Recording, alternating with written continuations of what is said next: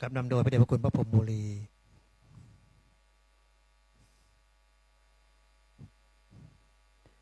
นะครับแล้วก็พระเดชพระคุณ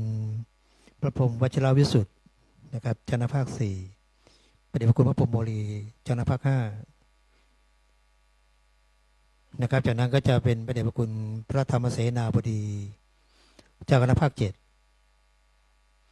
นะครับแล้วก็สวายสการะท่านจากนั้นสุดท้ายก็จะเป็นพระเดชพระคุณพระธรรมวชิโรดมวัดสังเวชวิเศษรามเจ้าคณะภาค6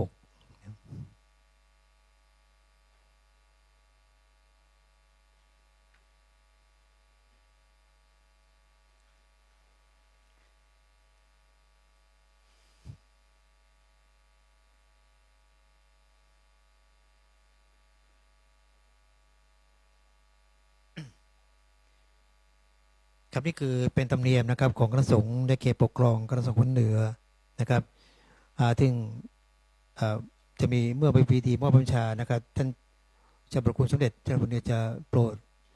ให้ประคุณท่านที่เคารพบัญชานะครับเข้าถวายสักการะนะครับตามลำดับ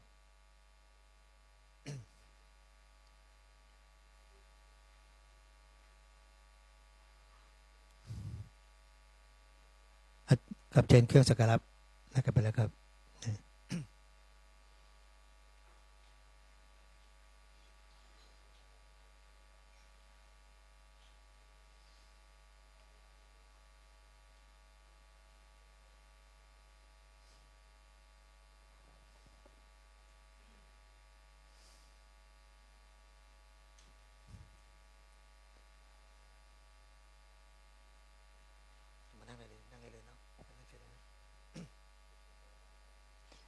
กับเมื่อพระคุณเจ้านะครับถวายสักการะแล้วก็ถวายเครื่องทำแล้วนะครับเสร็จแล้วขอทั้งหมดมานั่งแล้วก็อี้ครับ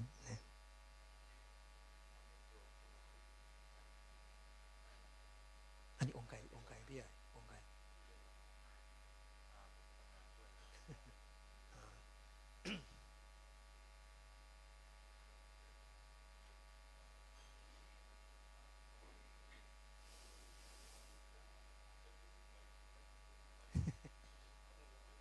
่มันกลับจากญี่ปุ่นไม่เหรอ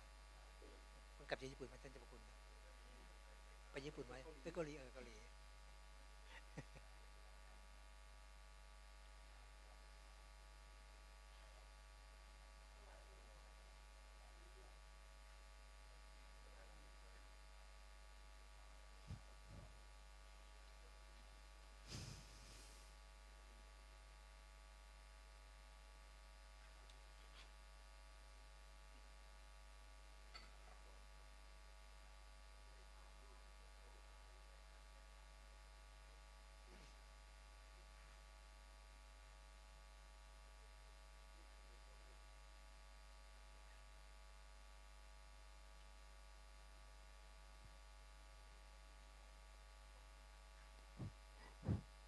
ครับหลังจากพระคุณเจ้าต้องเสียรูปนะครับที่รับแต่งตั้งเป็นเจ้าภาพเล่นนั่งนักอีเป็นที่พอแล้วนะครับจากอาจจะได้เรียนเชิญคุณจรัญศักดิ์ธนชัยนะครับผู้อำนวยการกลุ่มกิจการสงฆ์สำนักเลขาธิการมหาเถรสมาคมวันนี้ท่านได้รับมอบหมายจากท่านผู้อำนวยการสำนักงานพระพุทธศาสนาชาติครับในตำบลจันเอี่ยมได้มอบหมายให้ท่านมาอ่านพระประชาสุราษฎร์แต่งตั้งเจ้าภาพดีปะกลุ่มกับขอประทานไปนะครับก่อนที่จะอ่านพระประชานะครับจะได้เรียนเชิญคุณจรัญศักดิ์ได้เข้าถวายสักการะเดี๋ยวท่านจะประคุณเสร็จก่อนเชิญครับ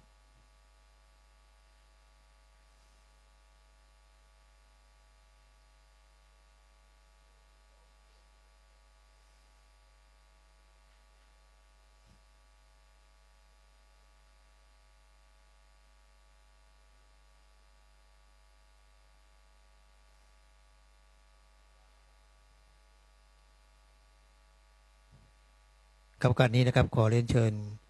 คุณจรัญศักดิ์ธนชัยนะครับได้อ่านพระประชาสักการะเชิญครับ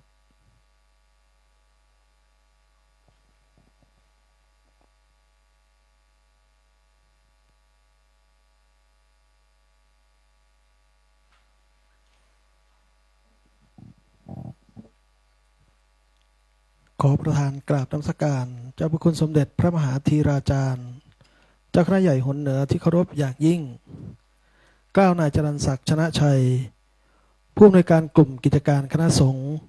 ปฏิบัติหน้าที่แทนผู้อำนวยการสำนักงานพระพุทธศาสนาแห่งชาติขออัญเชิญพระบัญชาสมเด็จพระสังฆราชมาประธานณสมาคมนี้พระบัญชาสมเด็จพระสังฆราชแต่งตั้งเจ้าคณะภาคที่4ที่5ที่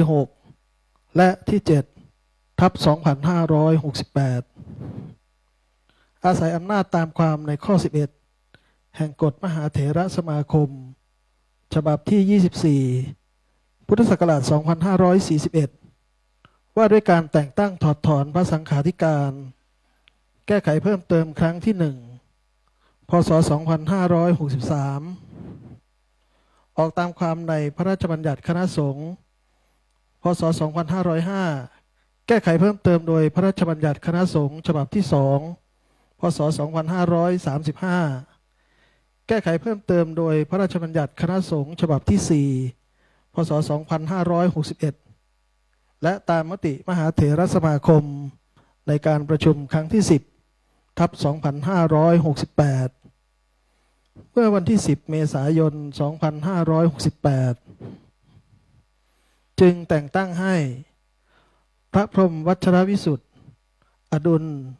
ฉายาอมโรอายุ73พรรษา50วิทยาฐานะปริยนธรรม8ประโยควัดคูยางอำเภอเมืองกำแพงเพชรจังหวัดกำแพงเพชรดำรงตำแหน่งเจ้าคณะภาค4จึงแต่งตั้งให้พระพรหมโมลีสุชาติฉายาธรรมรัตโนอายุ71พรรษา49วิทยาฐานะปริยนธรรม9ประโยควัดปากน้ำเขตภาษีเจริญ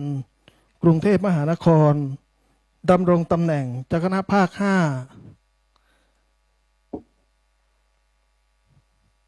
จึงแต่งตั้งให้พระธรรมวชิโรดมพลฉายาอาภากโรอายุ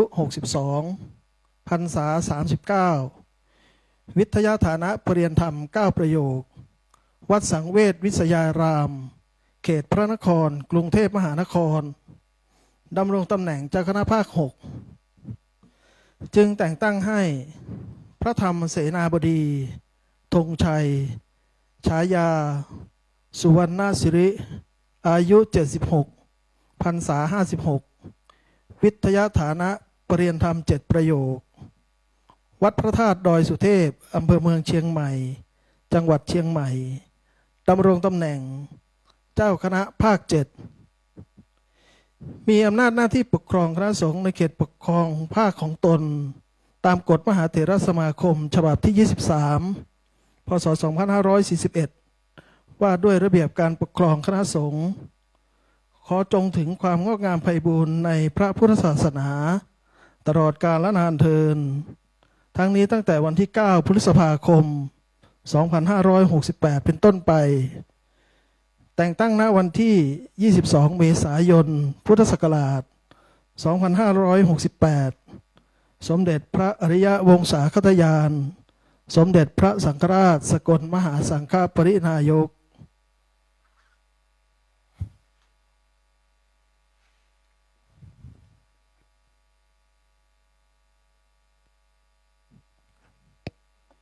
ครับจากนี้ท่าน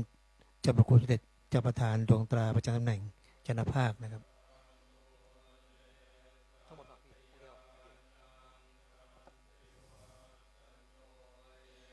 ครับเฉพาะเจ้าหน้าภาค7นะครับ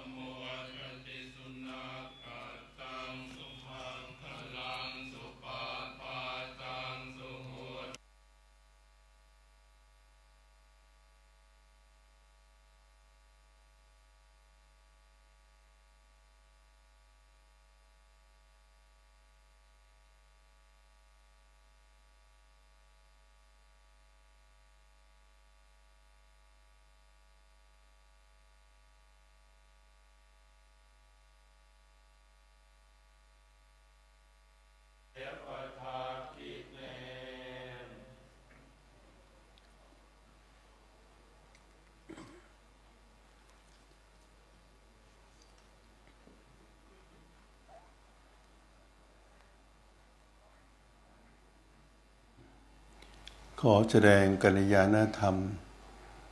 ต่อท่านเจ้าคณะภาคในเขตปกครองคณะสงฆ์หนเหนือพร้อมด้วยพระรองเจ้าคณะภาคในเขตปกครองหนเหนือทุกรูปขอเจริญพรนายเจริญศักดิ์ชนะชัยผู้อำนวยการกลุ่มกิจการคณะสงฆ์ผู้แทนของ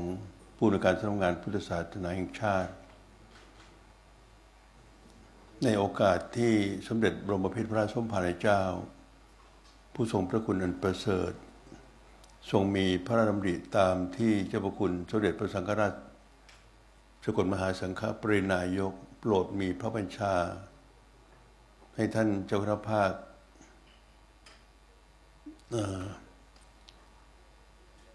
เป็นเจ้าคณะภาคอีกวาระหนึ่งและในการนี้ได้มีการแต่งเสนอให้มีการเอาผมได้แต่งตั้งได้เสนอเพื่อแต่งตั้งให้มีรองเจ้าคณะภาคนั้นผมขอแสดงมุทิตาจิตด้วยความจริงใจต่อท่านเจ้าคณะภาคทั้งสี่ภาคและรองเจ้าคณะภาคที่จะได้มีการทรงนาบททรงพระบัญชาต่อไปในวาระนี้ขอให้ทุกท่านได้ร่วมกันตั้งจิตอธิษฐานถวายพระพรแด่พระองค์ผู้ทรงเป็นพุทธศาสนูปถัมภกให้ทรงพระเจริญพระชนมายุยิ่งยืนนานโอกาสนี้ขอปรารภสารัตธรรมเพื่อถวายมุทิตาจิต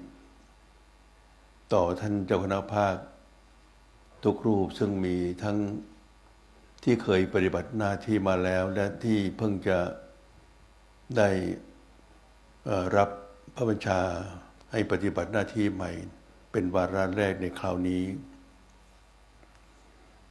ผมขอถวายกำลังใจแก่ทุกรูปในการปฏิบัติหน้าที่ให้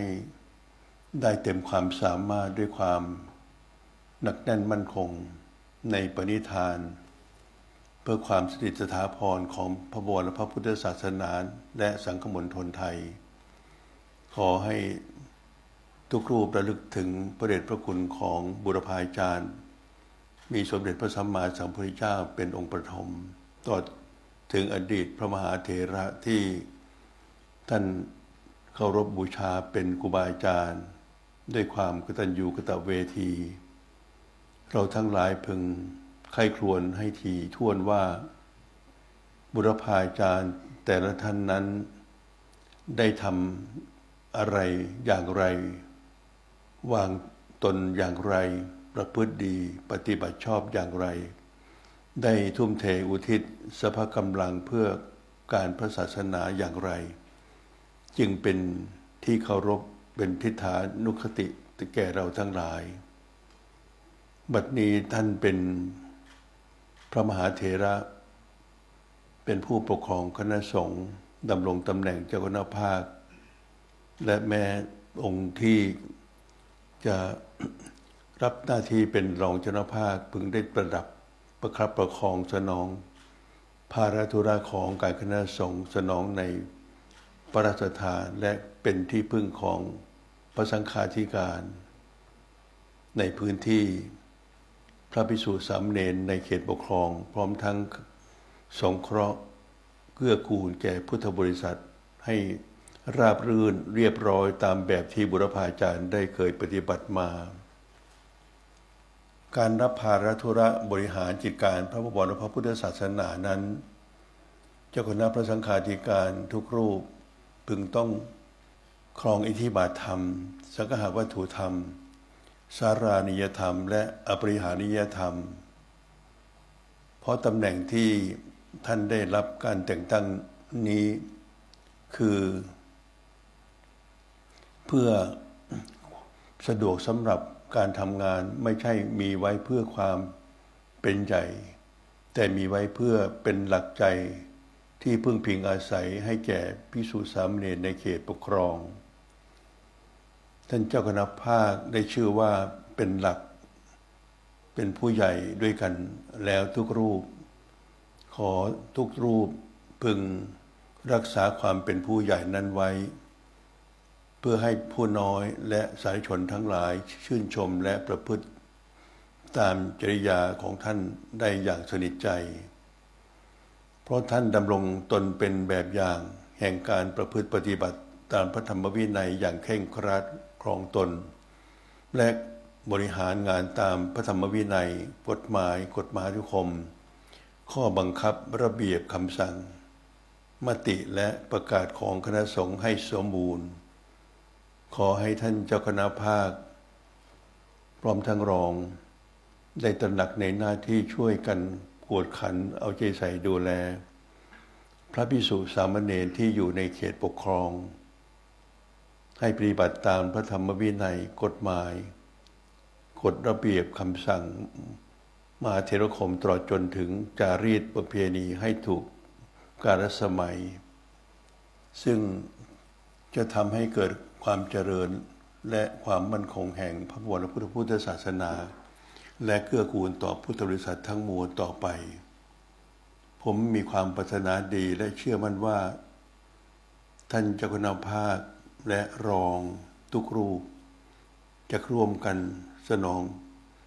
พระบรมราชดำริและพระราชทานของสมเด็จพระพิพระสมภารเจ้าผู้ทรงพระคุณอันประเสริฐและสนองพระบัญชาเจ้าประคุณสมเด็จพระสังฆราชสกลมหาสังฆปรินายกประธานมหาเถรสมาคมผู้ดำรงฐานะประธานคมสนองคุณของบุรพาจารย์ที่ดำรงตำแหน่งมาแล้วในอดีตผู้เสียสละทั้งกำลังกายกำลังใจและกำลังสติปัญญาเพื่ออุปถัมภ์และพิทักษ์รักษาพระพุทธศาสนาไว้ให้เราทั้งหลายได้สืบสานและพัฒนาให้วัฒนาสถาพรต่อไปในฐานะเจ้าคณะใหญ่หนเหนือขอแสดงมุทิตาจิตต่อท่านเจ้าคณะภาคทุกรูปรวมถึงรองเจ้าคณะภาคด้วยในเขตปกครองคณะสงฆ์หนเหนือมีความเจริญงอกงามไพบูรณ์ในพระธรรมวินัยขององค์สมเด็จพระสัมมาสัมพุทธเจ้ามีพระธรรมในการปฏิบัติหน้าที่เพื่อประโยชน์เกื้อกูลเพื่อสันติภาพและสันติสุขสวัสดีแก่พุทธบริษัทสืบไปตลอดกาลเป็นนิจเทอญครับท่านเจ้าพระคุณได้กล่าวสัมโมทนิกถาจบแล้วนะครับอันดับต่อไปนะครับขออนุโมทนาพระคุณเจ้าเจ้าภาพทั้งสี่รูปได้ถวายเครื่องเทศธรรมแด่พระสงฆ์ที่เจริญมุขถาครับขออนุโมทนาครับรูปหนึ่งถวายพระสงฆ์สองรูปนะครับขออนุโมทนาครับพระคุณเจ้าภาพสองรูปหนึ่งถวายพระสงฆ์สองรูปนะครับที่เจริญมุขถาขออนุโมทนาไปต้นๆเลยครับ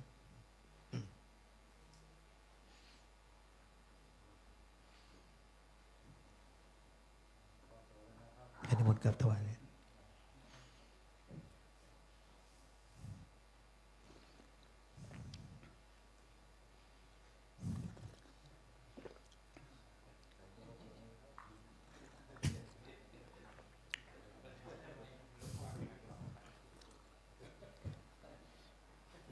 กำลังจากพระคุณเจ้าได้ถวายเครื่องทำแด่พระสงฆ์ที่จะมุตาเป็นที่เรียบร้อยแล้วครับจากนั้นพระสงฆ์ท่านนั้นก็จะได้อนุโมทนา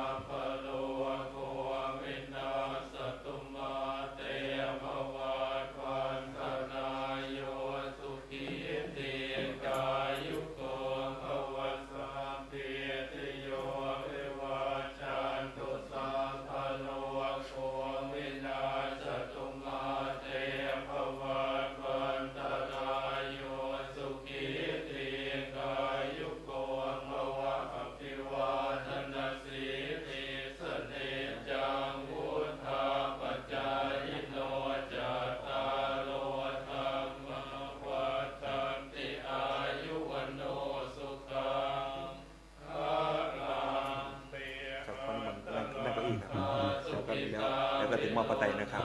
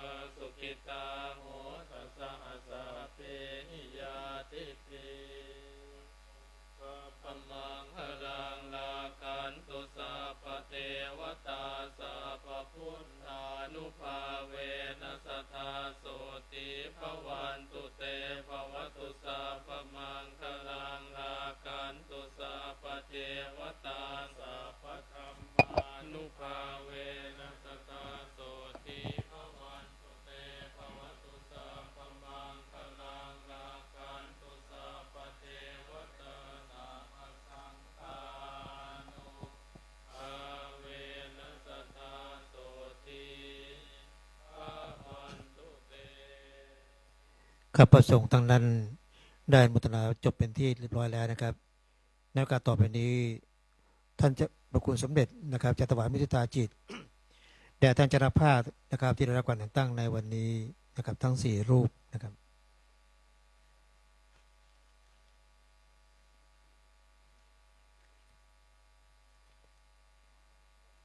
ครับขอนิมนต์ครับพระเดชพระคุณพระพรหมบุรีเจ้าคณะภาค5นะครับแล้วก็จะต่อด้วยพระเดชพระคุณพระพรหมวชิรวิสุทธิ์เจ้าคณะภาค4นะครับ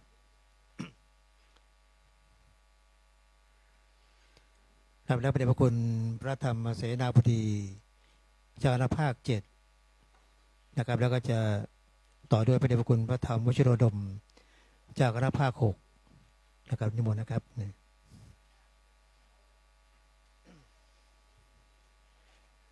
เมื่อพระคุณเจ้านะครับรับการถวายมุทิตาจิตจากท่านเจ้าพระคุณสมเด็จพระบรมราชาแล้วนะครับจากนั้นก็จะมีการบันทึกภาพนะครับพระคุณเจ้าเจ้าภาพทั้ง4รูปนะครับไว้เป็นที่ระลึก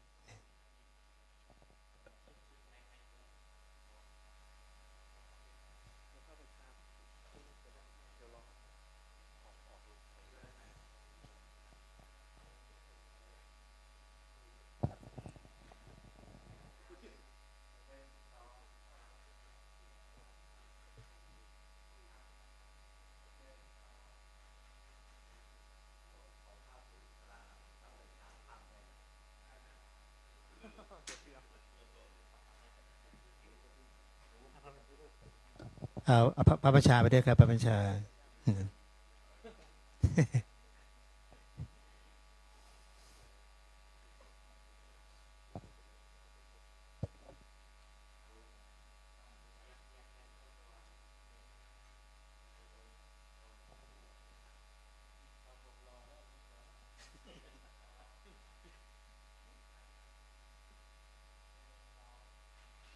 ครับภาพนี้ถือว่าเป็นภาพ